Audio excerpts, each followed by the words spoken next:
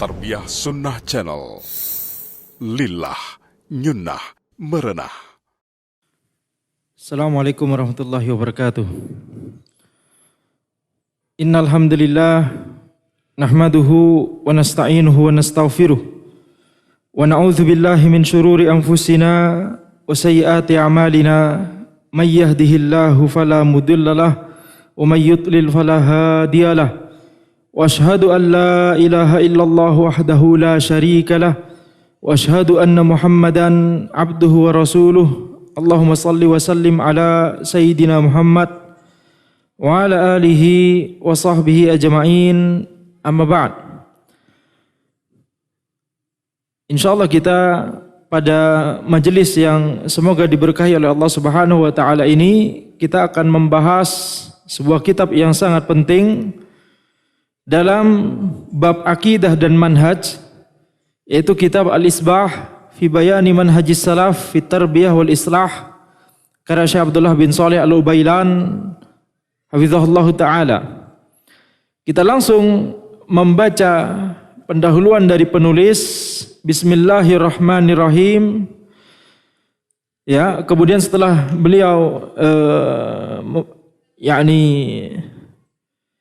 menuliskan khutbatul hajah di sini, innal hamdalillah nahmaduhu wa nasta'inuhu wa nastaghfiruh wa natubu ilaih wa na'udzu billahi min syururi anfusina wa min sayyiati a'malina may yahdihillahu fala mudhillalah wa may yudlil fala hadiyalah. Wa asyhadu an la ilaha illallah wahdahu la syarika lah wa asyhadu anna Muhammadan abduhu wa rasuluh. Ya ayyuhalladzina amanu taqullaha haqqa tuqatih wa la tamutunna illa wa antum muslimun. Ya ayyuhan nasu taqu rabbakumul ladzi khalaqakum min nafsin wahidah wa khalaqa minha zawjaha wa batha minhuma rijalan katsiran wa nisaa wattaqullaha alladzi tasaaluna bihi wal arham innallaha kana 'alaikum raqiba.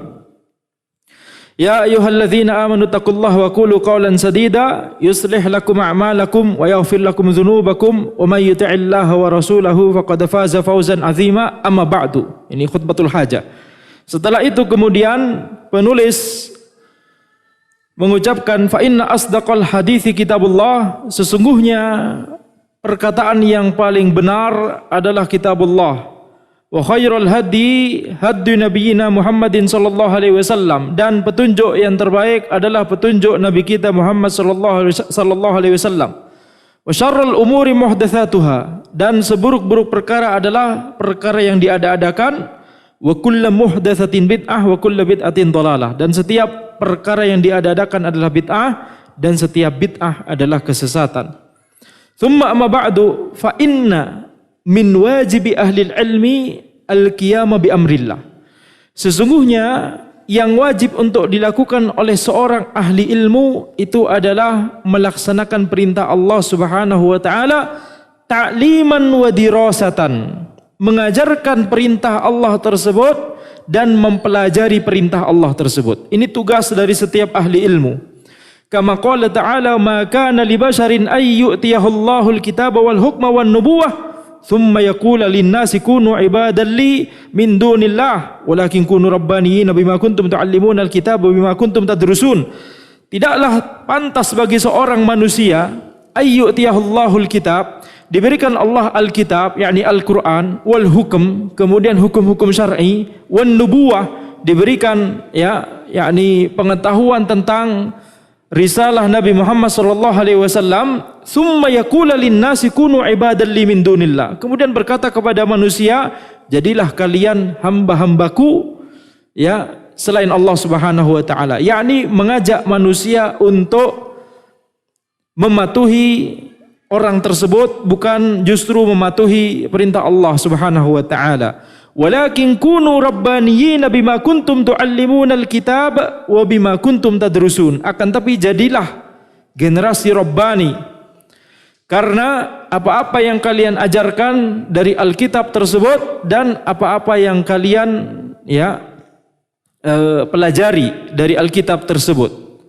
Maka dari ayat ini kita mendapatkan kesimpulan bahwa seorang ahli ilmu memiliki kewajiban untuk mengajak manusia kepada Allah Subhanahu wa taala. Bukan mengajak manusia kepada dirinya sendiri. Wa dzalika yatatallabu minhum ad-da'wata ila Allah. Dan ayat ini mengharuskan setiap ahli ilmu untuk berdakwah kepada Allah Subhanahu wa taala. Wa tathhira syar'ihi wa minhajih, dan menyucikan, membersihkan syariat Allah, membersihkan ya hukum-hukum Allah Subhanahu wa taala dari segala penyimpangan. Wa alla yaqulu 'ala Allahi illa al-haqq. Tidak boleh bagi seorang ahli ilmu kecuali berkata tentang Allah kecuali perkataan yang benar. Wa yahdharu min tariqati ulama'il yahud alladzina yalbisuna al-haqqa bil batil. Dan berhati-hati, wajib bagi ahli ilmu untuk berhati-hati agar jangan sampai mengikuti jalannya ulama Yahudi. Diberikan contoh ya bahwa di zaman dahulu ada orang-orang yang berilmu akan tetapi ya tidak mengamalkan ilmunya, tidak mendakwahkan kepada jalan Allah, akan tapi mendakwahkan untuk dirinya sendiri, untuk diri mereka sendiri. Contohnya adalah ulama Yahud, ulama Yahudi alladzina yalbisuna al-haqqa bil batil, yang menggabungkan antara yang hak dengan yang batil. Ya. Wa yaktumunahu aw yukhfunahu aw yuharrifunah. Mereka menyembunyikan ilmu, tidak menyampaikan seluruh ilmu kepada manusia. Misalkan tanda-tanda kenabian tidak diberikan, tidak diajarkan kepada manusia. Ketika Nabi Muhammad SAW ya sampai di Madinah, para ulama Yahudi tersebut ketika melihat Nabi Muhammad SAW, mereka langsung mengenali sebagaimana mereka mengenali anak mereka sendiri. Ini Nabi yang dimaksud oleh kitab kita selama ini, oleh At-Taurat. Akan tapi mereka kemudian menyembunyikan ilmu tersebut, tidak mau diajarkan kepada manusia. Sebagaimana kita tahu, kitab At-Taurat wal Injil sudah berubah sekarang. Akan tapi di zaman Nabi Muhammad SAW, ada perubahan, akan tapi belum banyak, tidak sebanyak sekarang. Perubahan banyak dilakukan setelah Nabi Muhammad SAW mendakwahkan Islam. Setelah tanda-tandanya banyak sesuai dengan Nabi Muhammad SAW, maka mereka baru kreatif mengubah kitab mereka. Jadi mereka menyembunyikan, ya, di antara yang mereka sembunyikan adalah tanda-tanda kenabian pada diri Nabi Muhammad SAW, au yuharrifunahu, atau mereka mengubahnya, antara menyembunyikan atau mengubahnya. Mereka ubah kalau tidak sesuai selera.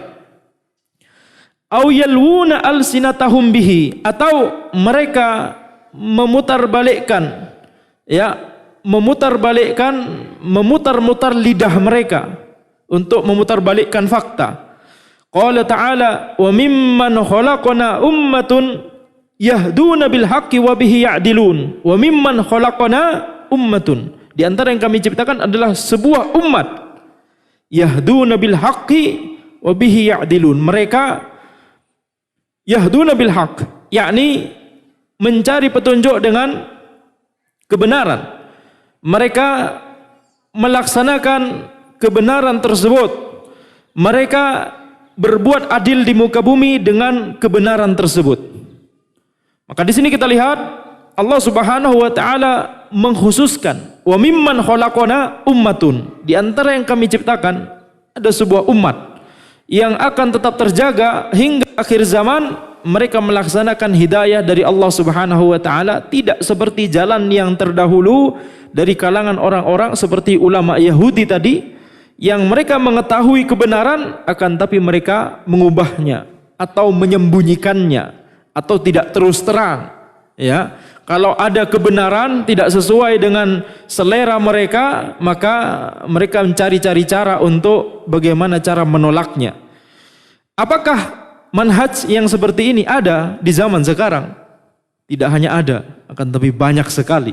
Ya, maka dibutuhkan, yakni dibutuhkan kemauan untuk mengikuti kebenaran dimanapun kebenaran tersebut berada, dari manapun kebenaran tersebut disampaikan. Qala alaihi salatu wassalam, Nabi Muhammad sallallahu alaihi wasallam bersabda, la tazalu ta'ifatun min ummati qa'imatan bi amrillah.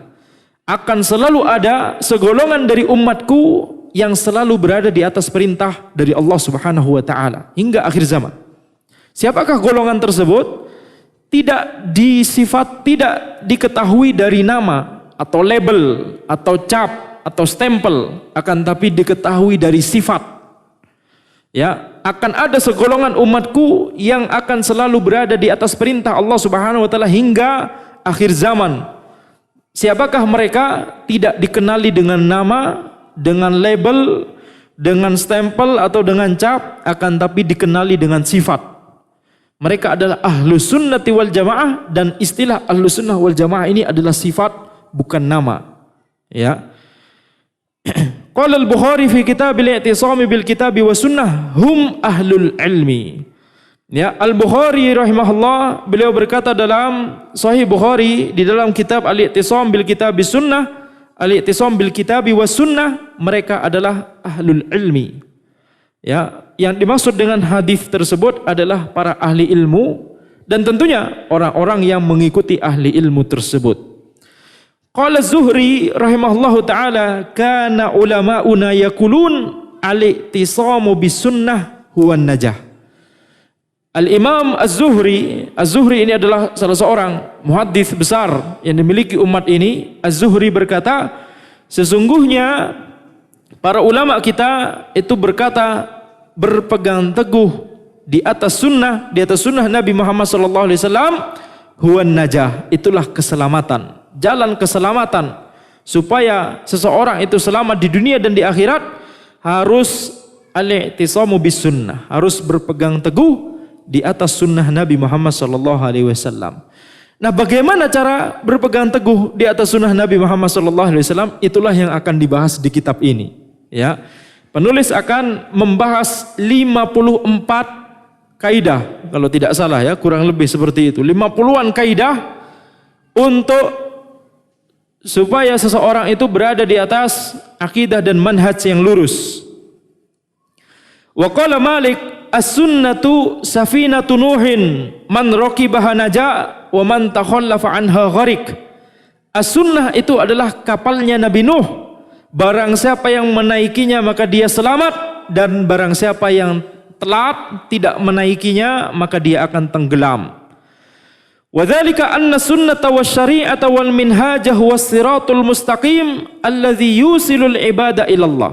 Mengapa sunnah, as-sunnah, yakni sunnah Nabi Muhammad SAW itu disebut sebagai kapalnya Nabi Nuh, ya, atau yakni ini adalah jalan keselamatan? Mengapa disebut demikian oleh para ulama kita? Jawabannya adalah karena sunnah Nabi, syariat Islam, sunnah Nabi itu adalah syariat Islam itu sendiri, ya, karena sunnah Nabi adalah tuntunan Nabi Muhammad SAW. Karena sunnah Nabi Muhammad SAW dan syariat Islam itu adalah jalan yang lurus yang bisa mengantarkan ya orang-orang kepada Allah Subhanahu wa taala. Bisa mengantarkan ya kepada jalan kebenaran yang dikehendaki oleh Allah. War rasula huwa dalilul hadi fi hadzal sirat. Jadi kita bayangkan jalan ini adalah agama Allah Subhanahu wa taala. Kemudian Rasulullah SAW adalah penunjuk jalan di jalan tersebut. Ya, jadi wajib bagi seseorang untuk setelah dia mengetahui jalan yang benar, ada banyak jalan. Ini jalan Islam, ini jalan selain Islam. Tetapi setelah dia masuk di dalam jalan Islam tersebut, dia tetap harus mengikuti petunjuk arah yang telah diarahkan oleh Nabi Muhammad SAW. Karena kalau tidak, bakal tetap yakni salah arah walaupun sudah berada di jalan. Ya, sebagaimana perkataan para ulama bahwa ada istilah al-milal wan nihal. Al-milal itu millah, agama-agama, ada agama Islam, Nasara, Yahud dan seterusnya. Tetapi di dalam millah, di dalam millatul Islam ada banyak nihal, pemikiran-pemikiran. Ada yang lurus, banyak yang menyimpang, gitu ya. Jadi ketika seseorang itu sudah mengetahui jalan yang hak, yaitu agama Islam, maka di dalam jalan ini dia tetap harus mengikuti ya petunjuk arah yang telah disampaikan oleh Nabi Muhammad SAW. Dan inilah yang diisyaratkan oleh Nabi Muhammad SAW dengan perkataan beliau, bahwa umat ini akan terbagi menjadi 73 golongan. Semuanya di neraka kecuali satu. Ya, jadi di dalam jalan Islam pun ya kita tetap harus ya mengikuti hidayah, mengikuti petunjuk arah yang telah ditunjuki oleh Nabi Muhammad sallallahu alaihi wasallam. Ketika Nabi Muhammad sallallahu alaihi wasallam bersabda demikian, para sahabat ya mereka bertanya, siapakah satu golongan tersebut wahai Rasulullah? Maka Rasulullah sallallahu alaihi wasallam tidak menyebut dengan nama atau cap atau stempel atau label. Beliau sallallahu alaihi wasallam menyebut dengan sifat, yaitu orang-orang yang berada sebagaimana aku dan sahabatku di atasnya saat ini, gitu ya. Itu adalah sifat. Siapapun yang mengikuti Nabi Muhammad sallallahu alaihi wasallam, mengikuti para sahabat, para tabi'in, para tabi'in, mereka insyaallah adalah termasuk ya golongan yang selamat tersebut. Semoga kita termasuk dalam golongan yang selamat tersebut. Baik. Kama qala ta'ala ya ayyuhan nabiyyu inna arsalnaka syahidan wa mubasysyiran wa nadhira wa da'iyan ila Allah bi idznihi wa sirajan munira. Wahai nabi, inna arsalnaka syahidan wa mubasysyiran wa nadhira. Di sini akan disebutkan beberapa sifat Nabi Muhammad sallallahu alaihi wasallam oleh Allah Subhanahu wa taala. Allah Subhanahu wa taala berfirman, wahai nabi, sesungguhnya kami utus engkau sebagai saksi, ya, sebagai pembawa kabar gembira dan sebagai pembawa peringatan. Ini tiga sifat pertama yang disebutkan oleh Allah Subhanahu wa taala tentang Nabi Muhammad sallallahu alaihi wasallam. Sifat yang pertama syahidan, ya, syahidan. Inna arsalnaka syahidan wa mubasysyiran wa nadhira. Syahidan di sini sebagai saksi, di sini maksudnya adalah saksi bahwa Allah Subhanahu wa taala telah ya menurunkan wahyu, memberikan petunjuk kepada umat manusia. Saksi bahwa ya Allah Subhanahu wa taala telah memberikan hujjah, ya, menurunkan hujjah kepada para hambanya sehingga manusia tidak akan ada yang bisa berkilah ya. Tidak akan ada yang bisa mengelak dan berkilah ketika di akhirat nanti, kecuali memang orang-orang yang memang belum sampai ilmu kepadanya, ya. Contohnya misalkan orang-orang yang betul-betul di pedalaman, ya, orang-orang yang misalkan yakni buta, bisu dan tuli misalkan, maka ini akan mendapatkan uzur. Coba bayangkan ketika seseorang tidak memiliki tiga indera ini, ya, dia buta, bisu dan tuli, kira-kira bisa mendapatkan ilmu atau tidak? Tidak bisa. Dari mana caranya, ya, mendapatkan ilmu? Maka itu adalah uzur insyaallah taala. Kemudian wada'iyan ila Allah bi idznihi wa sirajan munira. Allah Subhanahu wa taala menyebutkan kembali sifat-sifat Nabi yang lain, wada'iyan ilallahi biiznihi. Ya, Nabi Muhammad sallallahu alaihi wasallam adalah seseorang yang mendakwahkan kepada Allah biiznihi, dengan izin Allah Subhanahu wa taala. Jadi Nabi Muhammad sallallahu alaihi wasallam disifati sebagai orang yang mendakwahkan kepada jalan Allah biiznihi, dengan izin Allah. Ini menunjukkan bahwa ketika kita bisa berdakwah, ketika kita bisa mengajak manusia kepada kebenaran, dan yang namanya dakwah tidak harus dalam bentuk mengajar, menjadi pengajar atau ulama atau ustaz atau dai, akan tapi segala bentuk dakwah semua itu atas izin Allah Subhanahu wa taala, bukan karena kemampuan kita, bukan karena ya kelebihan kita dan seterusnya. Itu semua atas izin Allah Subhanahu wa taala. Wa sirajam munira. Nabi Muhammad sallallahu alaihi wasallam kemudian disifati dengan cahaya yang menerangi, ya, disifati dengan cahaya yang menerangi. Wa qala ta'ala wa anna hadza sirati mustaqiman fattabi'uhu wa la tattabi'us subula fatafarraqu bikum an sabilihi dzalikum wassaqum bihi la'allakum tattaqun. Allah Subhanahu wa taala berfirman, ini adalah jalanku mustaqiman, jalan yang lurus, fattabi'uh, maka ikutilah jalan tersebut, wala tattabi'us subul. Janganlah mengikuti jalan-jalan yang banyak, fatafarraqu bikum an sabilih, sehingga kalian menjadi terpecah belah dari jalan Allah Subhanahu wa taala. Dzalikum wassaqum bihi la'allakum tattaqun. Inilah yang diwasiatkan oleh Allah Subhanahu wa taala kepada kalian, la'allakum tattaqun, agar kalian bertakwa. Maka dari ayat ini kita mendapatkan kesimpulan bahwa jalan keselamatan itu memang cuma satu, ya. Adapun jalan-jalan yang lain yang banyak maka tidak boleh kita ikuti, karena kalau tidak maka sebagaimana yang disebutkan oleh Allah Subhanahu wa taala di sini, fatafarraqu bikum an sabilih, maka kemudian kalian akan terpecah-pecah, terpisah-pisah, menjauh dari jalan Allah Subhanahu wa taala. Wajarat adatu ahli ilmi ala marril usuri tasnifu muallafatin yusammunaha sunnah wal i'tisama bil kitabi was sunnah. Dan telah banyak sekali kebiasaan ahli ilmu di sepanjang sejarah dari umat Islam ini, mereka menulis kitab-kitab mereka dan mereka memberi judul kitab-kitab mereka tersebut dengan kata as-sunnah atau al-i'tisam bil kitabi was sunnah, berpegang teguh di atas Al-Qur'an dan as-sunnah. Au yufarriduna laha abwaban fi kutubil hadis, atau mereka membuat sebuah bab khusus di kitab hadis, tazkiran biminhajir ra'ilil awal as-salafis salih, dalam rangka mengingatkan terhadap manhajnya generasi-generasi pertama, yaitu generasi-generasi terdahulu yang soleh. Waraddan alal mukhalifina lahum, dan dalam rangka untuk membantah orang-orang yang menyelisihi generasi terdahulu.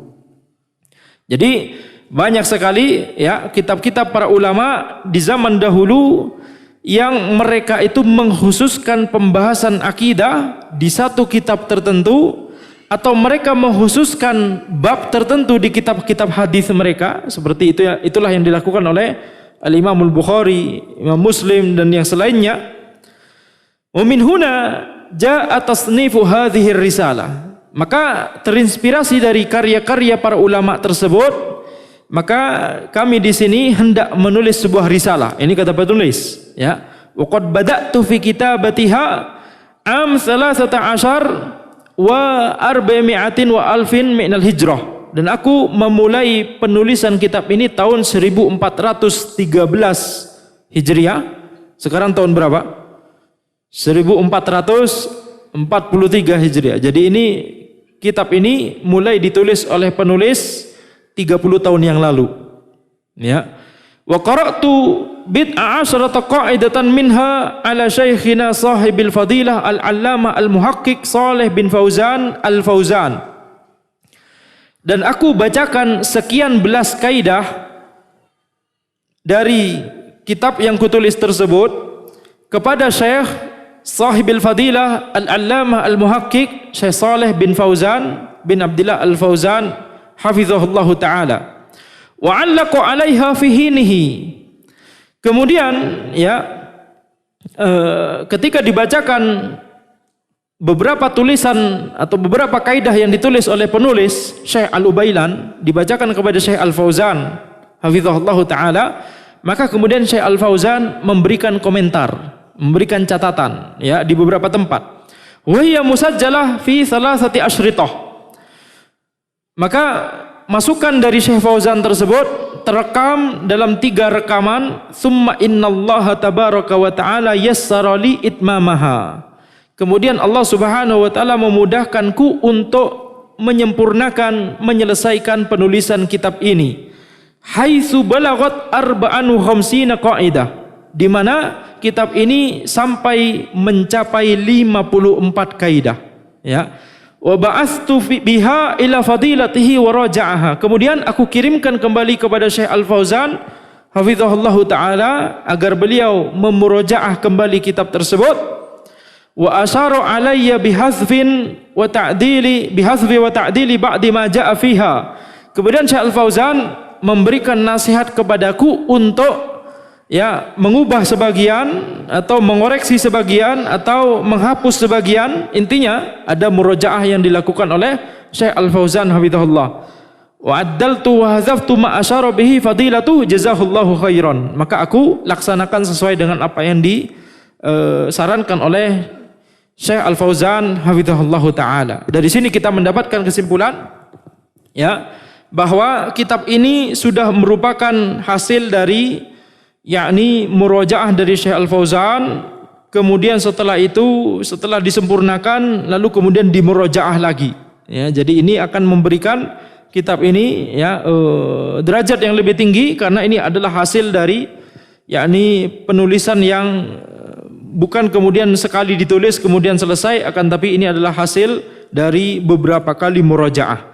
Hadza wallahu as'alu ay yataqabbalaha wa yaj'alaha minal baqiyatis shalihat wa ay yanfa'a biha walhamdulillahi rabbil alamin. Maka demikian aku meminta hanya kepada Allah Subhanahu wa taala untuk menerima amalan ini dan menjadikan amalan ini sebagai amalan yang kekal, amalan soleh yang kekal, dan semoga Allah memberikan kebermanfaatan pada kitab ini. Walhamdulillahi rabbil alamin. Wa katabahu Abdullah bin Saleh Al-Ubailan, ya, ditulis oleh Syekh Abdullah bin Saleh Al-Ubailan hafizahullah taala pada tahun 1428 Hijriah. Ini kitab yang sudah cukup lama. Akan tetapi kita lihat ya ketika ilmu itu ditulis dan disebarkan, maka orang-orang yang memiliki saham dalam penyebaran ilmu tersebut insya Allah juga akan mendapatkan pahala dari Allah Subhanahu wa taala sampai hingga akhir zaman ya, selama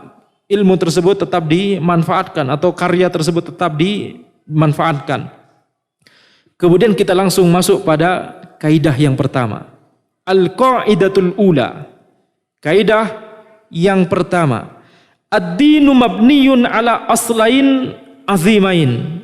Al-ikhlasi wal mutaba'ati lin Nabi sallallahu alaihi wasallam. Agama dibangun di atas dua prinsip yang agung. Dua prinsip yang besar. Yang pertama adalah ikhlas, yang kedua adalah mutaba'ah kepada Nabi Muhammad sallallahu alaihi wasallam. Mutaba'ah atau ittiba'. Jadi ikhlas dan mutaba'ah, ikhlas dan ittiba'. Al-awwal al-ikhlas. Yang pertama, prinsip yang pertama yaitu ikhlas. Liqaulihi ta'ala, dalilnya adalah firman Allah Subhanahu wa ta'ala, "Wa man ahsanu dinan mimman aslama wajhahu lillahi wa huwa muhsin." Siapakah yang lebih bagus agamanya daripada orang yang mengikhlaskan agamanya hanya kepada Allah sementara dia mengerjakan kebaikan. Jadi di sini ya disebutkan oleh Allah Subhanahu wa taala tidak ada orang yang lebih baik agamanya daripada orang yang mengikhlaskan niatnya dan juga ya melaksanakan amalan-amalan soleh. Kemudian juga firman Allah Subhanahu wa taala, dalil yang lain untuk prinsip yang pertama yaitu ikhlas. Allah Subhanahu wa taala berfirman, "Wa ma umiru illa liya'budullaha mukhlishina lahud-din hunafa." Ya, tidaklah mereka diperintahkan kecuali untuk beribadah hanya kepada Allah Subhanahu wa taala mukhlishina lahud-din. Mukhlishina lahud-din, yakni mengikhlaskan amalan hanya kepada Allah Subhanahu wa taala, hunafa, ya, dan dalam keadaan hanif, ya, mereka diperintahkan untuk beribadah kepada Allah dalam keadaan ikhlas hanya kepada Allah dan dalam keadaan hanif, ya, cenderung kepada kebenaran. Makna dari hanif itu adalah cenderung kepada kebenaran. Orang yang hanif adalah orang yang hatinya cenderung dan condong kepada kebenaran. Wa qaulihi qul inni umirtu an a'budallaha mukhlishan lahud-din. Katakanlah wahai Muhammad, sesungguhnya aku diperintahkan untuk beribadah kepada Allah mukhlishan lahud-din, yaitu mengikhlaskan amalan hanya kepada Allah Subhanahu wa taala. Wa liqaulihi sallallahu alaihi wasallam innamal a'malu binniyat, rawahul Bukhari wa Muslim. Adapun dalil dari sunnah Nabi Muhammad sallallahu alaihi wasallam adalah hadis Nabi Muhammad sallallahu alaihi wasallam yang terkenal, innamal a'malu binniyat. Sesungguhnya amalan itu tergantung pada niatnya. Diriwayatkan oleh Al-Bukhari dan Muslim. Ini dalil-dalil prinsip yang pertama. Ya. Kemudian prinsip yang kedua, pondasi yang kedua dari agama adalah mutaba'atun Nabi sallallahu alaihi wasallam. Mengikuti Nabi Muhammad sallallahu alaihi wasallam. Bi an yakunal amalu muwafiqan lima syara'ahu sallallahu alaihi wa alihi wasallam. Kita lihat apa yang dimaksud dengan mengikuti Nabi. Semua orang ya muslim kalau ditanya pasti akan menjawab mengikuti Nabi Muhammad sallallahu alaihi wasallam. Akan tapi patokan dari mengikuti Nabi Muhammad sallallahu alaihi wasallam adalah bi an yakunal amalu muwafiqan lima syara'ahu.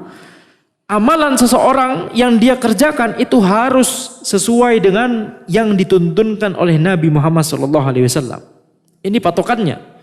Jadi kalau sekedar klaim saja, sekedar klaim cinta Nabi, mengikuti Nabi, akan tapi amalannya tidak sesuai dengan yang dituntunkan oleh Nabi Muhammad sallallahu alaihi wasallam, maka klaim ini hanyalah klaim kosong belaka. Liqaulihi ta'ala allazi khalaqal mauta wal hayata liyabluwakum ayyukum ahsanu amala. Allah Subhanahu wa taala berfirman, ya, allazi khalaqal mauta wal haya, dialah Allah yang menciptakan mati dan hidup, liyabluwakum ayyukum ahsanu amala, untuk menguji kalian siapakah yang paling baik amalannya. Qala al-Fudail bin Iyad, perhatikan, kalau cuma berhenti di situ, maka bisa jadi orang tidak kepikiran apa hubungan antara ittiba kepada Nabi Muhammad SAW dengan ayat tadi. Apa hubungannya kira-kira? Kenapa kok ayat tadi dijadikan dalil bahwa kita harus ittiba kepada Nabi Muhammad SAW? Hubungannya adalah dijelaskan oleh para ulama terdahulu, diantaranya adalah Al-Fudail bin Iyad rahimahullahu ta'ala. Beliau berkata, ahsanu amalan akhlasuhu wa aswabuh. Yang dimaksud dengan amalan yang paling baik, karena tadi di ayat disebutkan, ya, dialah Allah yang menciptakan mati dan hidup untuk menguji kalian siapakah yang paling baik amalannya. Nah, amalan yang paling baik maksudnya adalah akhlasuhu wa aswabuh, amalan yang paling ikhlas dan amalan yang paling benar. Kila ma'akhlasuhu wa aswabu. Kemudian orang-orang bertanya kepada Al-Fudail bin Iyad, apa yang dimaksud dengan amalan yang paling ikhlas dan amalan yang paling benar? Maka beliau berkata, al-khalisu man kana lillah was-sawabu, al-khalisu ma kana lillah was-sawabu ma kana 'ala sunnah. Amalan yang ikhlas itu adalah amalan yang ditujukan hanya untuk Allah Subhanahu wa taala. Sedangkan amalan yang benar itu adalah amalan yang dilaksanakan di atas as-sunnah, di atas sunnah Nabi Muhammad sallallahu alaihi wasallam. Wa qaulihi ta'ala, qul in kuntum tuhibbunallaha fattabi'uni yuhibbukumullah. Katakanlah wahai Muhammad, jika kalian wahai orang-orang kafir Quraisy, ya, ini Allah Subhanahu wa taala memerintahkan Nabi Muhammad sallallahu alaihi wasallam untuk menyampaikan perkataan ini kepada orang kafir Quraisy. Katakanlah wahai Muhammad, jika kalian benar-benar mencintai Allah, maka ikutilah aku, nanti Allah akan mencintai kalian. Wa qala Rasul sallallahu alaihi wasallam, man amil amalan laisa alaihi amruna fahuwa rad. Dalil yang lain adalah sabda Nabi Muhammad sallallahu alaihi wasallam, barang siapa yang melakukan sebuah amalan yang tidak ada contohnya dari kami, tidak ada perintahnya dari kami, tidak ada tuntunannya dari kami, fahuwa raddun, maka amalan tersebut tertolak. Raddun masdar bimakna maf'ul mardudun, yaitu bahasa Arab, analisa bahasa Arabnya. Fahuwa raddun yakni mardud, yakni tertolak, ditolak oleh Allah Subhanahu wa taala. Akhrajahu Syaikhan wa hadza lafdzu Muslim. Ini adalah hadis muttafaqun alaih. Taib. Di sini penulis, kita lihat beliau pertama menuliskan kaidah terlebih dahulu, kemudian menyebutkan dalil-dalil, kemudian menyampaikan penjelasan. Ini adalah pola yang akan diikuti oleh penulis hingga akhir kitab insyaallah. Oleh karena itu, ya, antum perhatikan, ini kita sudah berarti sampai titik sini kita sudah mengetahui kaidah yang pertama, kemudian dalil-dalil tadi disebutkan, ya, beruntun, ayat-ayat, hadis-hadis, ayat-hadis dan seterusnya, kemudian masuk pada penjelasan. antara penjelasan oleh penulis sendiri Syekh Al-Ubailan atau penjelasan yang diberikan masukan oleh Syekh Al-Fauzan hafizahullah taala. Penulis berkata, "Wan nasu munqasimuna bihasabi hazainil aslain ila arba'ati aqsam." Manusia bisa dikategorikan berdasarkan dua prinsip yang agung tadi, ikhlas dan ittiba', ikhlas dan mutaba'ah. Manusia bisa dibagi menjadi 4 kategori. Ahaduha, kategori yang pertama, ahlul ikhlasi lil ma'budi wal mutaba'ah. Orang-orang yang melaksanakan keduanya, ikhlas dan mutaba'ah. Wahum ahlu iyyaka na'budu. Orang yang seperti ini, orang yang berada di kategori ini adalah orang yang melaksanakan firman Allah Subhanahu wa taala, iyyaka na'budu. Sesungguhnya hanya kepada Engkau wahai Allah kami beribadah. Ya. Jadi kalau kita membaca surat Al-Fatihah, kita merenungkan ayat tersebut, iyyaka na'budu, maka orang-orang yang mengamalkan ayat tersebut itu adalah kategori pertama, orang-orang yang memenuhi dua prinsip yang tadi, yang berusaha untuk memenuhi dua prinsip yang agung tadi, ikhlas dan mutaba'ah. Mereka lah adalah orang-orang yang benar-benar menerapkan firman Allah Subhanahu wa taala, iyyaka na'budu hakikatan. Mereka adalah orang-orang yang benar-benar mengamalkan ayat tersebut, fa'amaluhum kulluha lillah. Maka amalan-amalan mereka semuanya hanya untuk Allah. Wa aqwaluhum lillah, perkataan-perkataan mereka semuanya hanya untuk Allah. Wa ata'uhum lillah, ketika mereka memberikan sesuatu, ya, bersedekah atau memberikan bantuan, memberikan tenaga dan pikiran dan ide untuk membantu kaum muslimin, untuk membantu dakwah dan seterusnya, maka itu semua mereka lakukan hanya untuk Allah. Wa man'uhum lillah, ketika mereka menahan, tidak memberikan sesuatu, misalkan tidak memberikan harta kepada orang yang akan menggunakannya kepada kebatilan, mereka menahannya juga hanya karena Allah Subhanahu wa taala. Wa hubbuhum lillah, mereka cinta hanya kepada Allah Subhanahu wa taala. Standar cinta itu harus berdasarkan apa yang Allah cintai. Tidak boleh misalkan menjadikan standar-standar lain sebagai standar cinta dan benci. Hubbuhum lillah wa bughdhuhum lillah. Cinta harus hanya karena Allah dan benci juga harus hanya karena Allah Subhanahu wa taala. Tidak boleh cinta dan benci dilandaskan pada warna kulit. Tidak boleh cinta dan benci dilandaskan pada suku.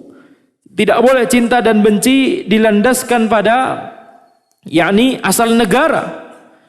Tidak boleh cinta dan benci dilandaskan pada mazhab fikih. Tidak boleh cinta dan benci dilandaskan pada hal-hal yang bukan menjadi standar al-wala wal bara. Bisa jadi ketika seseorang ketemu apalagi di tempat rantau, misalkan ana di Bandung, ketemu sesama Madura, dari Madura, dari Dima langsung ngomong bahasa Madura, langsung senang.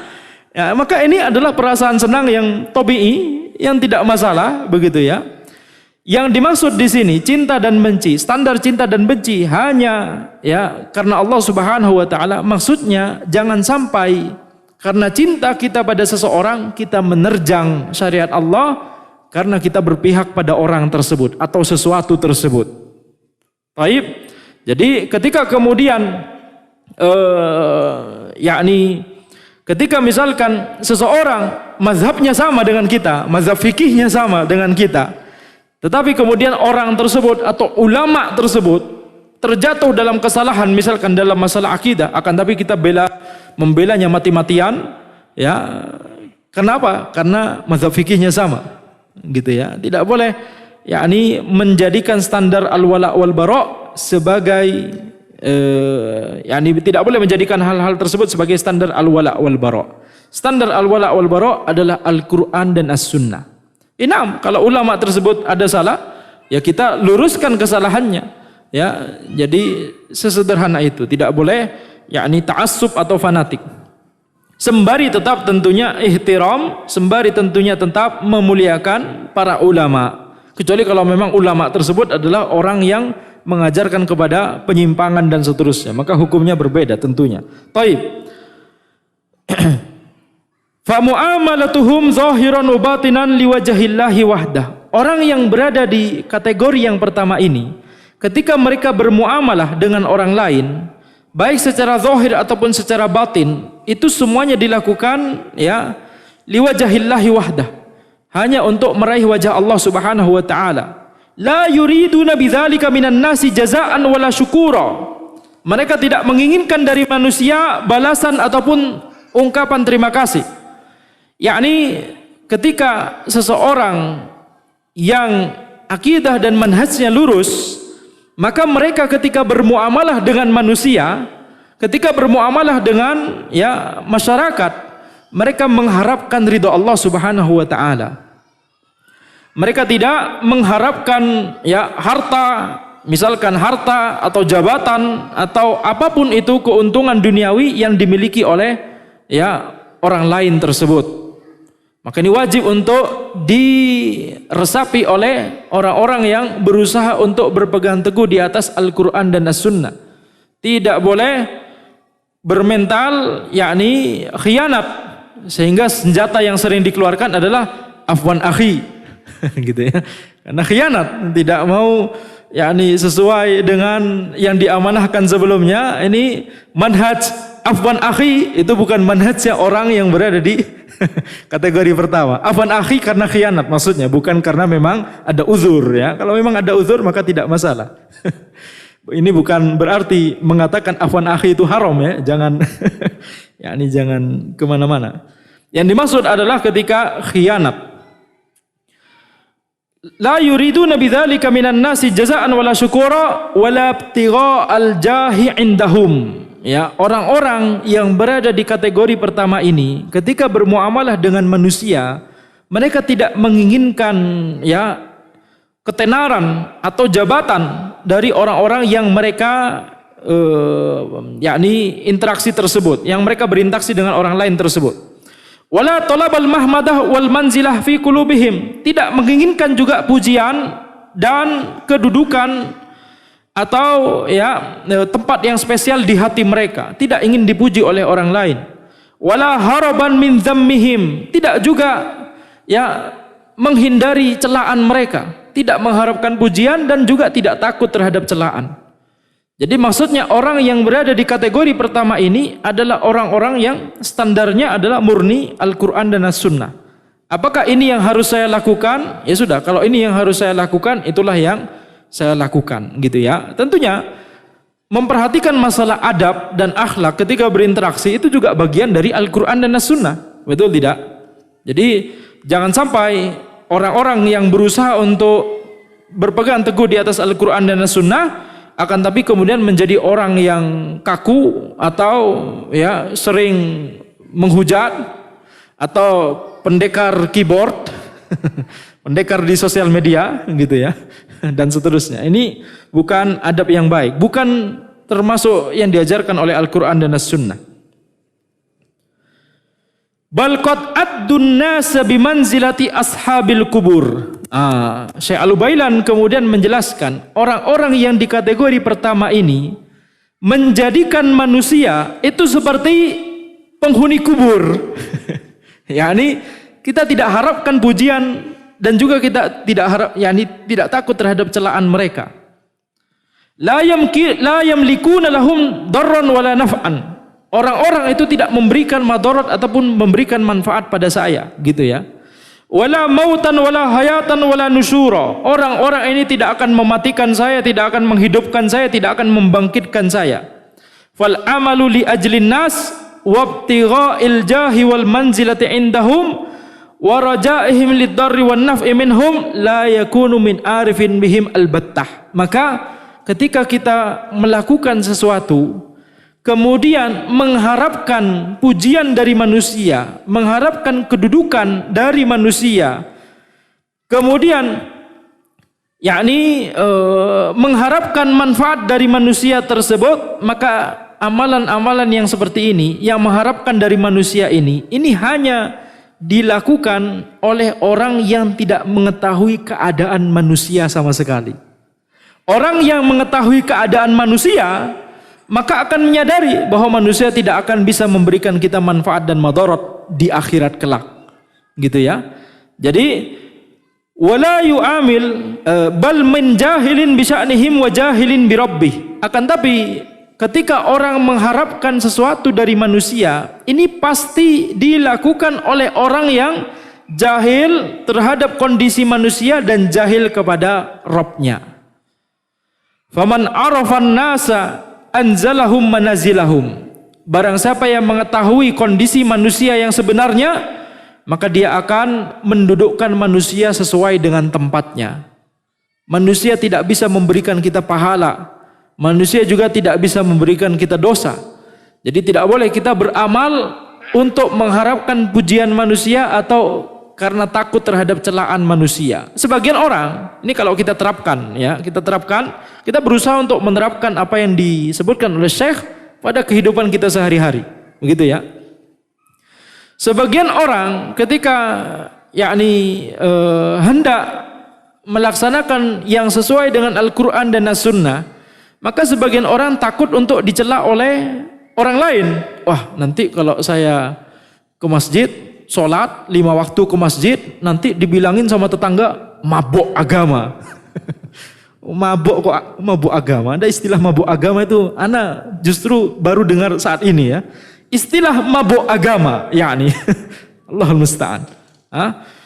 Maka tidak perlu mempedulikan celaan-celaan seperti itu ya. Ketika kita mengetahui bahwa kita wajib untuk kemudian misalkan sholat ke masjid ketika sudah tidak pandemi ya, insya Allah ini pandemi semoga sudah berakhir ya. Masya Allah, ini wajahnya ceria semua langsung ya. Baik, di tengah wajah-wajah yang ngantuk. Nah, tidak masalah ya. Kata orang-orang, kalau antum tidak ingin ngantuk di kajian, antum harus yang ngisi. Kalau yang ngisi juga ngantuk, maka itu menunjukkan ya, ini kajiannya ditunda saja dulu ya. Baik. Maka di sini kita lihat kita ketika bermuamalat dengan manusia tidak boleh mengharapkan pujian dan juga tidak boleh takut terhadap celaan mereka. Yang menjadi patokan kita adalah Al-Quran dan As-Sunnah. Tentunya ini tidak kemudian kita ya bermuamalat tanpa hikmah, kaku, tidak demikian ya. Bermuamalat dengan hikmah, yakni berinteraksi dengan manusia secara luas, tidak kaku, itu juga bagian dari Al-Quran dan As-Sunnah. Jangan lupa ya. Bagian sunnah Nabi Muhammad SAW. Kita lihat Nabi Muhammad SAW ketika beliau bermuamalah dengan orang-orang di zaman beliau. Ada orang Baduy langsung menarik baju beliau, nagih hutang. Beliau SAW tidak kemudian ya membalas perlakuan orang Baduy tersebut dan seterusnya. Baik. Wa man arafa Allah akhlasa lahu a'malahu wa aqwalah. Orang yang mengetahui Allah, maka dia akan mengikhlaskan amalannya dan perkataannya semuanya hanya untuk Allah Subhanahu wa taala. Wa ata'ahu wa man'ah, semua dalam pemberiannya dia akan ikhlaskan hanya kepada Allah. Wa hubbahu wa baghdah, semua cinta dan benci semuanya akan dilandaskan kepada syariat Allah Subhanahu wa taala. Wa illa fa idza arafa Allah wa arafa an-nasa athara wa la yu'amilu ahadun al-khalqa dunallahi illa li jahlihi billahi wa jahlihi bil khalqi. Seseorang itu bermuamalah dengan makhluk ya. Kemudian ketika dia hanya bermuamalah dengan makhluk, hanya mengharapkan pujian dari makhluk, tidak mengharapkan pujian dari, tidak ingat Allah sama sekali, maka ini tidak mungkin dilakukan kecuali oleh orang-orang yang jahil terhadap Allah dan jahil terhadap makhluk. Wa illa fa iza arafa Allah wa arafa an-nasa athara muamalatallahi ala muamalatihim. Ketika seseorang benar-benar mengetahui Allah dan benar-benar mengetahui kondisi makhluk, betapa lemahnya makhluk tersebut, betapa lemahnya manusia, maka sungguh dia akan mendahulukan bermuamalat dengan Allah daripada bermuamalat dengan manusia. Yang dimaksud di sini maksudnya kita enggak bermuamalat, kita lebih baik menyendiri ibadah kepada Allah, tidak mau muamalat dengan manusia. Bukan ini yang dimaksud. Yang dimaksud adalah ketika misalkan ya ketika kita dihadapkan pada dua pilihan, antara pilihan yang yakni dibolehkan, dihalalkan oleh Allah, akan tapi kita untungnya cuma sedikit, misalkan, atau pilihan yang satunya diharamkan oleh Allah tapi untungnya banyak secara duniawi, begitu ya, karena menipu atau macam-macam begitu ya, karena riba ataupun zalim ataupun berbohong, berdusta, sehingga bisa untung banyak, tapi ini diharamkan oleh Allah Subhanahu wa taala. Kita mau pilih yang mana? Maka penulis menyebutkan, kalau seseorang memang benar-benar mengenal Allah, dan kalau seseorang memang benar-benar mengetahui kondisi manusia, bahwa manusia tersebut paling banter cuma bisa memberikan kita keuntungan duniawi, keuntungan cuma di dunia, yang itu jumlahnya kecil, tidak bisa memberikan kita manfaat sama sekali nanti di akhirat. Ketika seseorang mengetahui tentang Allah dan mengetahui kondisi manusia, dia sungguh akan mendahulukan muamalat dengan Allah, yakni mendahulukan apa yang dihalalkan oleh Allah daripada melakukan jalan yang diharamkan oleh Allah Subhanahu wa taala. Wa kadzalika a'maluhum kulluha wa ibadatuhum muwafiqatun li amrillah. Sifat orang yang berada di kategori pertama, amalan mereka, ibadah mereka itu semuanya sesuai dengan perintah dan tuntunan dari Allah. Walamma yuhibbuhu walima yuhibbuhu wa yardah, dan sesuai dengan apa yang dicintai oleh Allah dan diridhoi oleh Allah. Wa hadza huwal amalul ladzi la yaqbalullahu min amilin siwah. Inilah amalan yang tidak akan diterima oleh Allah kecuali amalan ini. Amalan-amalan yang lain yang tidak sesuai dengan syariat Allah tidak akan diterima oleh Allah. Wa huwa allazi bala ibadahu bil mauti wal hayati li ajlih. Dan inilah ya, amalan-amalan yang seperti inilah yang Allah menguji manusia dengan kematian dan kehidupan, untuk diuji siapakah yang paling bagus amalannya. Sebagaimana ayat di surat Al-Mulk yang telah kita bacakan tadi, Allah Subhanahu wa taala berfirman, "Allazi khalaqal mauta wal hayata liyabluwakum ayyukum ahsanu amala." Ya, dialah Allah yang menciptakan mati dan hidup untuk menguji kalian, siapakah di antara kalian yang paling baik amalannya. Ya. Wa ja'ala ma'alal ardi zinatan laha liyakhtabirahum ayyuhum ahsanu amala. Dan Allah menjadikan di atas bumi ini zinah, perhiasan-perhiasan, untuk menguji siapakah yang paling baik amalannya. Ini adalah orang-orang kategori pertama, orang-orang yang melaksanakan kedua prinsip tadi, yaitu ikhlas dan mutaba'ah, menjalankan kedua pondasi tadi, yaitu ikhlas dan mutaba'ah kepada Nabi Muhammad sallallahu alaihi wasallam. Qala Al-Fudail bin Iyad, al-amalul hasanu huwa akhlasuhu wa aswabuh.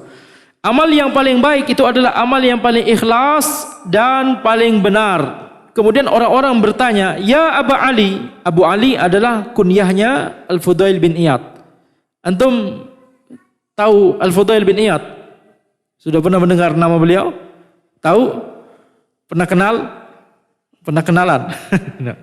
Kenalannya di kitab begitu ya, Masya Allah. Al-Fudail bin Iyad ini adalah salah seorang ulama yang dahulunya adalah preman. Beliau menceritakan sendiri bagaimana kisah hijrahnya beliau, kisah taubatnya beliau.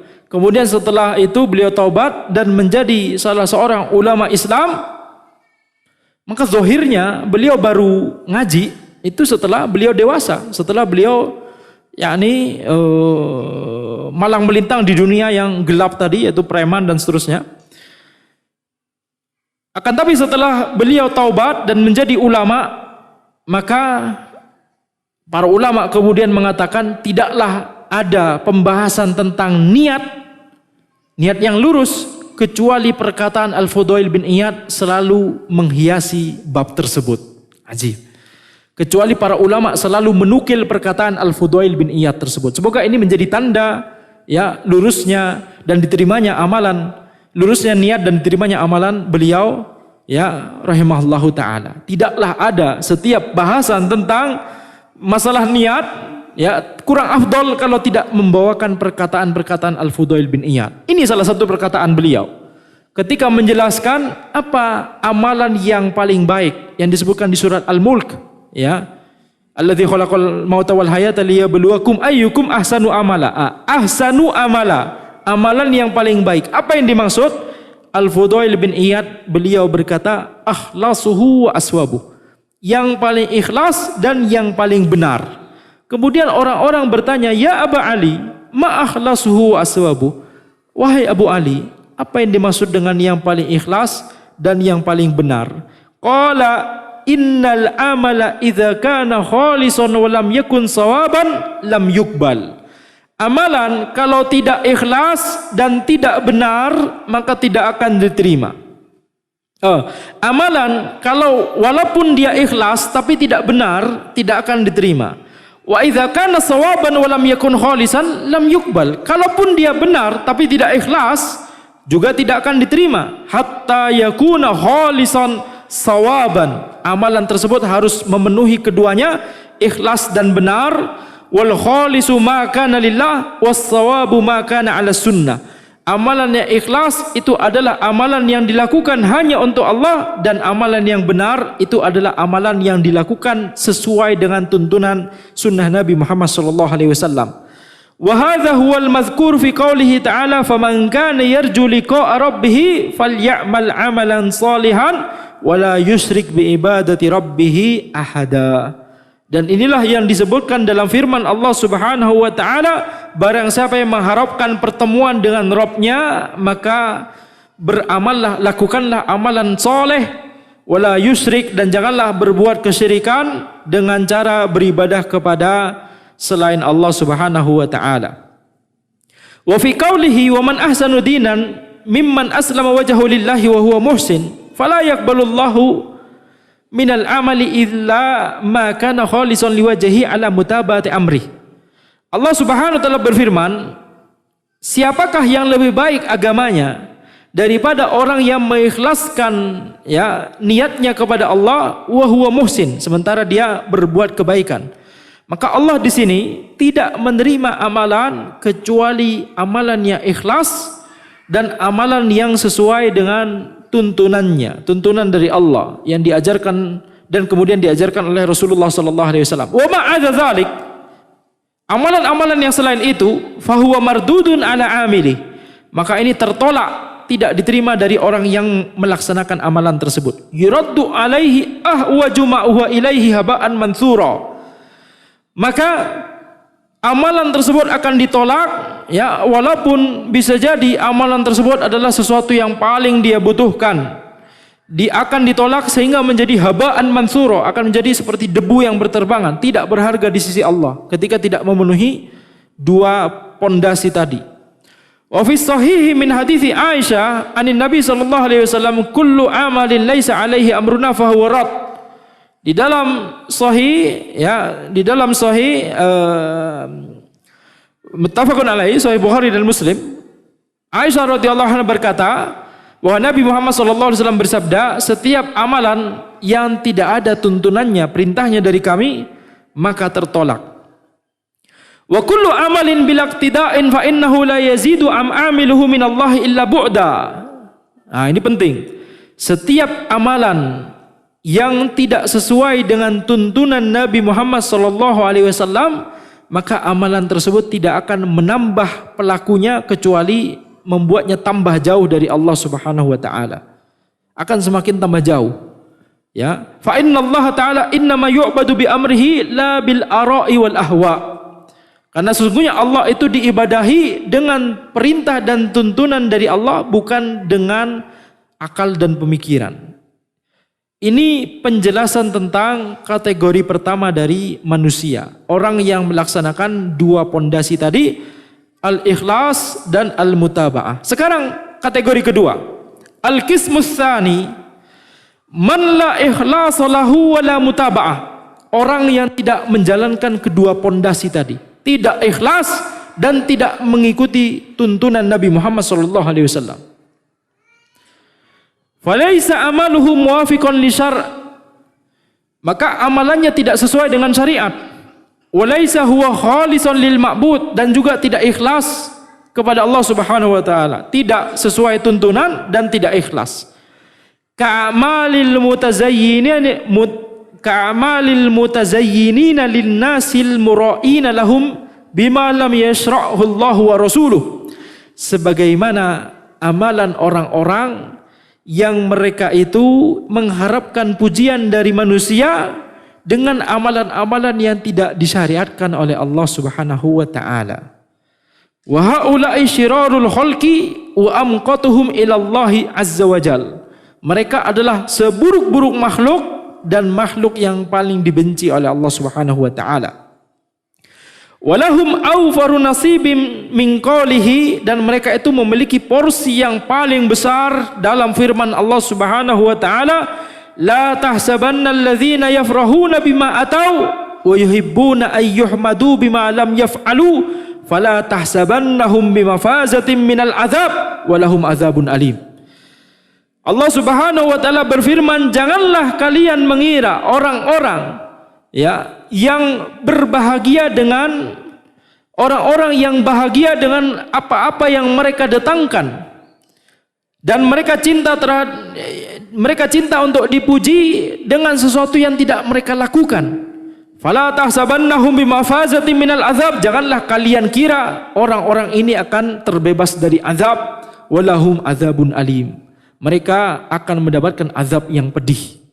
Maka penulis di sini menyebutkan orang-orang di kategori kedua yang tidak ikhlas dan juga tidak mutaba'ah memiliki porsi yang besar masuk dalam tafsiran ayat ini. Yafrahuna bima atau minal bid'ati wad dhalalati wasyirki. Yang dimaksud dengan tadi di ayat disebutkan, janganlah kalian mengira orang-orang yang disebutkan beberapa sifat. Sifat yang pertama, yafrahuna bima atau, mereka bahagia, mereka senang dengan apa yang mereka datangkan, apa yang mereka buat-buat. Minal bid'ati wad dhalalati wasyirki. Kebid'ahan yang mereka perbuat, penyimpangan yang mereka perbuat, kesyirikan yang mereka perbuat. Sifat yang pertama dari orang-orang yang disebutkan dalam ayat ini, Allah Subhanahu wa taala berfirman, mereka itu senang dengan apa-apa yang mereka ada-adakan dari kebid'ahan, penyimpangan dan kesyirikan. Sifat yang kedua, mereka cinta untuk dipuji dengan sesuatu yang tidak mereka lakukan. Apa maksudnya? Wa yuhibbuna ayyuhmadu bittiba'is sunnati wal ikhlas. Wa hadha ad-darbu yaksuru fi man inharafa minal muntasibina ilal ilmi wal faqri wal ibadati 'anis siratal mustaqim. Mereka cinta untuk dipuji, berada di atas sunnah, berada di atas ikhlas, padahal mereka tidak melaksanakan ikhlas dan mutaba'ah terhadap sunnah tersebut. Mereka cinta untuk disebut ahlus sunnah wal jamaah, padahal sifat mereka tidak sesuai dengan ahlus sunnah wal jamaah. Mereka cinta untuk disebut ahlus sunnah, orang-orang yang berada di atas al-haq, akan tapi mereka tidak sesuai sifatnya dengan orang-orang yang berada di atas sunnah. Ini perhatikan, itulah mengapa kita sebut istilah-istilah tadi, ahlus sunnah wal jamaah, al-firqatun najiyah, golongan yang selamat, at-ta'ifah al-mansurah, golongan yang ditolong oleh Allah Subhanahu wa taala. Ini semua bukan nama, ini adalah sifat. Kalau kita cuma mementingkan nama, kemudian berbahagia ketika sudah disebut dengan nama tersebut, dinilai sebagai ahlus sunnah wal jamaah, tanpa kemudian memperhatikan apakah amalan kita memang benar-benar apakah sudah sesuai dengan as-sunnah atau tidak. Kalau kita cuma mementingkan nama, maka ini berbahaya. Semua orang dari kita menganggap kita sunni, betul tidak? Ahlus sunnah, yakni sunni. Akan tapi kemudian kalau tidak mementingkan apakah amalannya itu sesuai dengan sunnah Nabi Muhammad SAW, tuntunan Nabi Muhammad SAW, maka ini berbahaya. Khawatirnya masuk dengan dalam sifat orang-orang yang disebutkan dalam ayat ini. Wa yuhibbuna ayyuhmadu bima lam yaf'alu. Mereka cinta untuk dipuji dengan sesuatu yang tidak mereka lakukan. Maka sama juga dengan orang-orang yang mengklaim sudah ngaji sunnah, sudah hijrah. Tetapi kemudian tidak sesuai dengan yakni yang seharusnya, tidak sesuai dengan sunnah Nabi Muhammad SAW. Tentunya setiap orang pasti ada kesalahan. Tentunya setiap orang pasti punya kelemahan. Akan tetapi kelemahan atau kesalahan kalau sudah diingatkan tapi kemudian tetap keras kepala berada di atas kesalahan tersebut, maka ini sudah melampaui batas. Maka yang kategori kedua ini, manusia kategori kedua ini contohnya seperti apa? Ini contohnya banyak kita temukan pada orang-orang yang mereka itu menisbatkan pada ilmu, menisbatkan pada al-faqr, zuhud, miskin karena zuhud, yakni berusaha untuk menjadi orang yang zuhud, berusaha untuk menjadi ahli ilmu atau sekedar dicap sebagai ahli ilmu atau ahli ibadah, padahal mereka tidak sesuai dengan tuntunan Nabi Muhammad SAW. Fa innahum yartakibuna al-bid'ah wad-dhalalat war-riya' was-sum'ah. Mereka itu melakukan berbagai bid'ah dan penyimpangan dan riya' dan sum'ah. Wa yuhibbuna an yuhmadu bima lam yaf'aluhu minal ittiba'i wal ikhlasi wal ilm. Mereka itu cinta untuk dipuji, padahal mereka itu tidak melakukan sesuai dengan pujian tersebut. Mereka tidak berhak atas pujian tersebut. Kalaupun berhak, orang yang hatinya hanif, orang yang berada di kategori pertama, mereka itulah yang berhak untuk dipuji. Akan tapi orang yang memang benar-benar berada di kategori pertama, mereka tidak akan suka untuk dipuji. Maka orang-orang yang di kategori kedua, yang tidak melaksanakan ikhlas dan mutaba'ah, mereka cinta untuk dipuji atas sesuatu yang mereka tidak lakukan. Yakni mereka cinta untuk disebut telah ikhlas dan telah ittiba' dan memiliki sifat ilmu, ahli ilmu, padahal mereka tidak di atas ilmu yang sahih. Fahum ahlul ghadabi wad dalal. Mereka inilah adalah orang-orang yang dimurkai oleh Allah Subhanahu wa taala dan orang-orang yang melakukan penyimpangan. Al-qismus tsalits, kategori ketiga dari manusia. Man huwa mukhlisun fi a'malihi lakinnaha ala ghairi mutaba'atil amr. Orang-orang yang ikhlas ketika beramal, akan tetapi tidak mengikuti tuntunan Nabi Muhammad SAW dalam melaksanakan amalan tersebut. Ikhlas saja tapi tidak mutaba'ah. Kajuhalil ubbadi wal muntasibina ila tariqiz zuhdi wal faqr.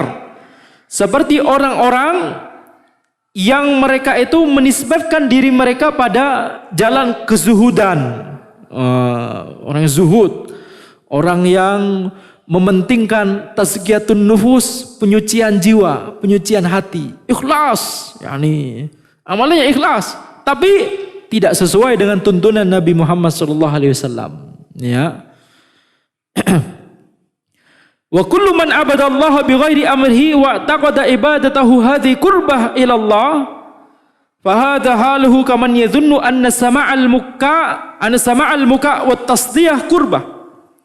Maka orang yang beribadah kepada Allah tetapi tidak sesuai dengan tuntunan dari Allah, kemudian meyakini bahwa ibadah yang tidak sesuai tuntunan ini adalah cara untuk bertakarrub, mendekatkan diri kepada Allah, maka ini kondisinya sama seperti orang yang berpikir bahwa mendengarkan siulan dan tepuk tangan itu adalah kurbah, takarrub, bentuk untuk mendekatkan diri kepada Allah.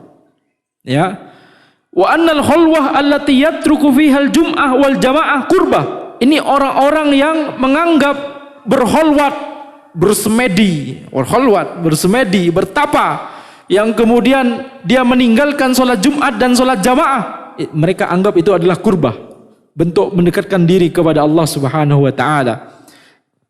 Ini adalah orang-orang yang wa anna siyama yaumi fitrin nasi kullihim qurbah. Orang-orang yang berpikir bahwa puasa di hari Idul Fitri itu adalah bentuk mendekatkan diri kepada Allah. Apa hukumnya puasa di hari Id, hari Idul Fitri?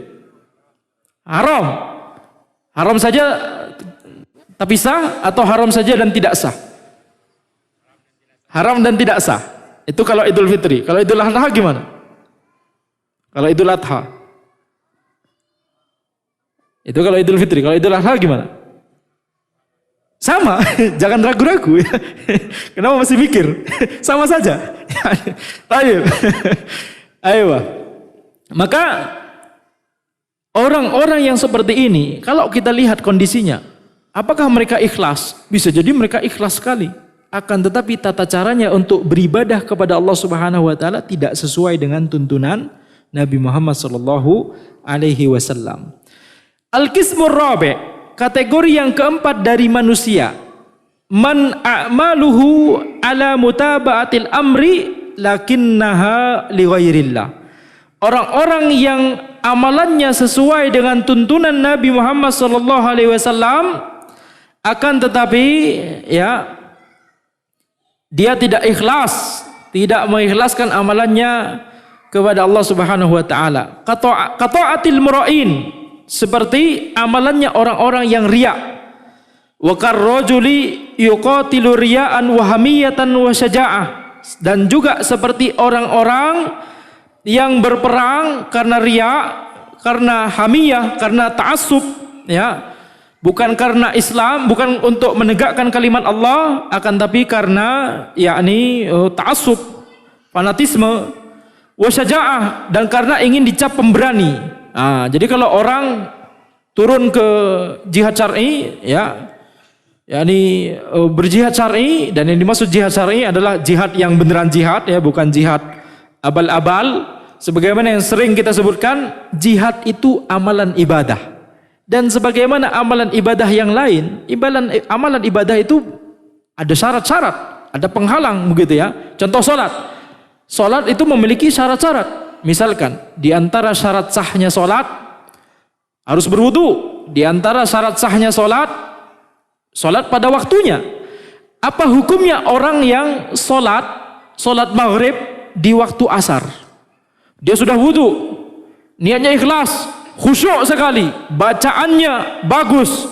Rakaat pertama Al-Baqarah, rakaat kedua Ali Imran. Tapi dia salat maghrib di waktu asar, sah atau tidak? Sah atau tidak? Tidak, ya. Kecuali kalau dia mengqadha salat maghrib sebelumnya. Ketiduran bablas, ya, 24 jam baru bangun hari besoknya. Antum ketiduran atau pingsan? Gitu. Masya Allah. Tapi kalau memang dia bukan qadha, tapi memang niatnya mau sholat maghrib di waktu asar, jelas sholat maghribnya tidak sah. Demikian pula orang yang melakukan jihad syar'i, tapi syarat-syarat jihad syar'i dia tidak penuhi. Ya, justru yang akan terjadi adalah bukan mati syahid, tapi mati sangit. Ya. Nah, berbahaya. Yani jalannya orang-orang teroris itu mereka menghancurkan harta yang tidak boleh dihancurkan dan merenggut nyawa dari orang-orang yang tidak boleh dicabut, tidak boleh direnggut nyawanya. Itu adalah perbuatan yang zalim sekali, ya, berbahaya. Maka di sini kita lihat ketika ada orang yang memang maju ke medan jihad syar'i, contohnya misalkan apa? Kalau di Indonesia misalkan yang paling gampang, apakah ada jihad syar'i yang pernah terjadi di Indonesia? Berikan 2 contoh. Ini jadi kayak soal ya. Berikan 2 contoh. Gampang sekali. Antum tinggal sebut saja peperangan yang ada di zaman penjajahan. Itu bisa masuk dalam jihad syar'i. Ya, tapi niat orangnya harus benar. Niat orangnya adalah harus ini hanya untuk Allah Subhanahu wa taala. Ya, ada orang kafir mau merebut tanah ini, negeri Muslim, sehingga yang kemudian syiar Islam yang awalnya tersebar, kemudian mereka datang, ini bisa jadi mereka menghalangi syiar Islam, kemudian harus kita lawan. Ini adalah jihad syar'i, ya. Tapi orangnya harus ikhlas niatnya, begitu ya. Tapi kalau niat seseorang itu misalkan tidak ikhlas, atau contohnya di sini hamiyatan, ta'assub, wah, warna kulit saya coklat, ini warna kulitnya putih, ini jelas ini harus saya. Ya, ini hanya sekedar karena warna kulit ya mas saya. Ya, maka ini tentunya tidak benar. Dan inilah contoh, kalau antum mau terbayang apa contohnya kira-kira peperangan yang dilaksanakan karena hamiyah, peperangannya atau pembantaian yang dilakukan misalkan oleh Nazi, ya, sekedar warna kulit. Oh, antum suku ini, ras Yahudi, habisi dan seterusnya. Ini adalah peperangan yang dilandasi atas hamiyah. Ya, ini contoh saja ya, itu dilakukan oleh orang kafir ya. Nah, baik. Wa yuhujju liyuqal, orang yang melaksanakan ibadah haji untuk dipuji. Ya, anak ingin melaksanakan ibadah haji. Kenapa? Supaya nanti ada gelar tambahan di depan. Hatite. Kalau haji 1 kali, hatite. Kalau haji 2 kali, hatite. Haha, gitu. Yani melakukan amalan ibadah haji hanya sekedar untuk dapat gelar di depan. Yani manjang-manjangin nama, insya Allah biar terlihat keren, gitu. Yani ini tidak ikhlas. Wa yaqra'ul Qur'an liyuqal, membaca Al-Qur'an untuk supaya dipuji. Ini di zaman ini banyak sekali ya pembaca Al-Qur'an yang niatnya, tentunya niat orang tidak bisa kita ketahui gitu ya. Tapi bisa jadi terlihat dari indikasi-indikasi dan seterusnya. Akan tapi kita tidak boleh suudzon kepada orang lain. Tapi Nabi Muhammad SAW telah mensabdakan bahwa di akhir zaman akan banyak qurra'ul Qur'an, yakni pembaca Al-Qur'an yang tidak ikhlas niatnya. Ini harus kita hati-hati. Jangan sampai kita termasuk dalam orang-orang yang seperti itu, gitu ya. Fahaula'i a'maluhum zahiruha a'mal salihah ma'murun biha lakinnaha ghairu salihah. Maka kategori keempat ini adalah orang-orang yang amalannya zahirnya adalah amalan soleh, adalah amalan yang diperintahkan, akan tetapi sebenarnya tidak soleh. Karena amalan soleh itu adalah amalan yang zahirnya soleh dan batinnya juga soleh. Niatnya harus ikhlas. Fala tuqbal, maka amalan yang seperti ini tidak akan diterima. Wa ma umiru illa liya'budullaha mukhlishina lahuddin. Allah Subhanahu wa taala berfirman, tidaklah mereka diperintahkan kecuali untuk beribadah kepada Allah, ya, mengikhlaskan amalan hanya kepada Allah, hunafa, dan cenderung kepada kebenaran. Fakullu ahadin lam yu'mar illa bi ibadatillahi bima umira wal ikhlasu lahu fil ibadah. Maka setiap orang tidaklah diperintahkan kecuali untuk mengikhlaskan amalannya dan ya melaksanakan amalan tersebut sesuai dengan yang diperintahkan. Wahum ahlu iyyaka na'budu wa iyyaka nasta'in. Orang-orang yang melaksanakan dua pondasi tadi, ya, al-ikhlas dan al-mutaba'ah, adalah orang-orang yang benar-benar menerapkan firman Allah Subhanahu wa taala, iyyaka na'budu wa iyyaka nasta'in. Demikian yang bisa Anda sampaikan dalam pertemuan kita kali ini. Ini kaidah 1 sebenarnya belum selesai, akan tapi antum mau sampai adzan zuhur atau asar, tidak masalah. Tapi insyaallah ini mungkin kita bahas di pertemuan berikutnya saja ya. Intinya adalah dari tadi kita membahas 2 prinsip atau 2 pondasi agama, yaitu al-ikhlas dan al-mutaba'ah. Nah, silakan jika ada pertanyaan bisa melalui tertulis ya atau langsung. Kalau ikhwan mungkin bisa langsung, kalau akhwat mungkin sebaiknya tertulis di kertas ya. Nah,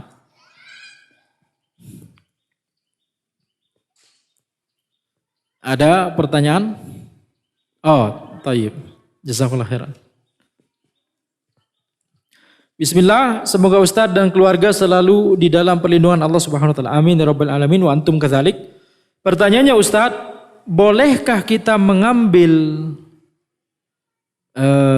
apa ini? Ya, jazakallah khairan. Mengambil apa ini ya? Ini tulisannya dokter ini insyaallah ya. Ada yang apoteker tidak? Ya. Obatnya tulisan dokter adalah apoteker ya. Bolehkah kita mengambil apa ini? Siapa yang bertanya tulisan? Antum yang nanya? Bukan, dari belakang ya. Baik. Kita lanjut. Mengambil mungkin yang yakni titik-titik dari perbedaan pendapat atau ikhtilaf ulama yang memperbolehkan sesuatu sedangkan ulama lainnya tidak memperbolehkan sesuatu tersebut. Contoh, ada ulama yang membolehkan na'am. Padahal Anda tidak bisa membaca ya. Membolehkan apa ini? Afwan, Anda tidak bisa membaca ya sebagian kata, tetapi secara umum mungkin maksud pertanyaan bisa dipahami, yaitu ketika ada perbedaan pendapat di kalangan ulama, apa yang harus kita lakukan? Itu intinya. Ketika ada perbedaan pendapat di kalangan ulama, kita lihat apakah perbedaan pendapat ini masuk dalam perkara ijma' atau masuk dalam perkara istihadiyah. Apakah sudah ada ijma' di situ atau itu memang perkara yang tidak ada ijma' dan masuk dalam perkara istihadiyah. Mayoritas perbedaan pendapat dalam masalah akidah itu sudah ada ijma'. Dan mayoritas perbedaan pendapat dalam masalah fikih itu masuk dalam perkara istihadiyah. Ya. Maka kalau misalkan itu masuk dalam perkara yang sudah ada ijma', tidak boleh kita menyelisih ijma' tersebut. Tapi kalau perkara tersebut masuk dalam perkara istihadiyah, perkara fikih, perkara furu', maka kita lihat kondisi kita. Apakah kita ini adalah orang yang bisa meneliti dalil secara langsung, menelaah kitab secara langsung, dan patokannya gampang? Antum sudah bisa baca kitab gundul atau tidak? Itu salah satu patokannya. Ya. Kalau bisa, maka silahkan telaah sendiri mana dalil yang pendapatnya lebih kuat menurut studi antum, semaksimal mungkin. Tetapi kalau tidak bisa, maka ikutilah pendapat dari ulama yang lebih kita percayai ketakwaannya dan keilmuannya dan kewaroannya. Ya, kita ikuti pendapat yang dari ulama yang lebih kita percayai, ya, keilmuannya, ketakwaannya dan kewaroannya. Maka itu yang harus kita lakukan. Fas'alu ahla dzikri in kuntum la ta'lamun. Bertanyalah kepada ahli ilmu jika engkau tidak mengetahui. Naam. Bismillahirrahmanirrahim. Ustaz Afwan mau bertanya bagaimana tipsnya untuk mengajak keluarga atau saudara agar mau menerima akidah yang sesuai dengan sunnah, tetapi kita tetap dapat menjaga keikhlasan dan kesabaran kita. Syukran wa jazakallahu khair. Ya, yakni tipsnya adalah bersabar. Kita harus bersabar ketika kita berdakwah, mengajak keluarga atau saudara kita untuk yakni ngaji gitu ya, untuk berusaha untuk sesuai dengan Al-Quran dan As-Sunnah. Intinya adalah harus bersabar. Dan tips yang lain bisa kita mulai dengan kita mencari bahasan yang paling disukai oleh keluarga atau saudara kita tersebut. Contohnya misalkan, oh ternyata keluarga kita ini suka pembahasan tentang sirah Nabi. Oh, carikan kajian-kajian dari ustadz-ustadz sunnah yang membahas sirah Nabi Muhammad SAW, gitu ya. Jadi dimulai dari ya paparan atau tema yang disukai terlebih dahulu. Misalkan keluarga atau saudara kita tersebut ternyata suka bahasan tentang ilmu waris. Wah, pusing ya. Ya kalau memang itu sukanya kasih gitu ya. Ya, kasih kajian tentang ilmu waris ya. Ini 1 di antara 1000 yang suka. Nah, antum mau kita bahas di majelis ini ilmu waris. Ya, ini kajiannya sebulan sekali.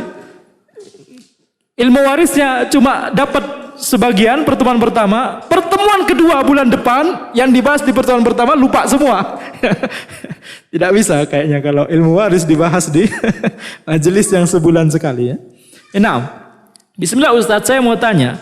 Ibu saya meninggal. Jadi pertanyaan yang sebelumnya tipsnya adalah bersabar. Kemudian yang kedua tadi cari bidang ilmu yang disukai oleh keluarga atau saudara kita tersebut sebagai awalan.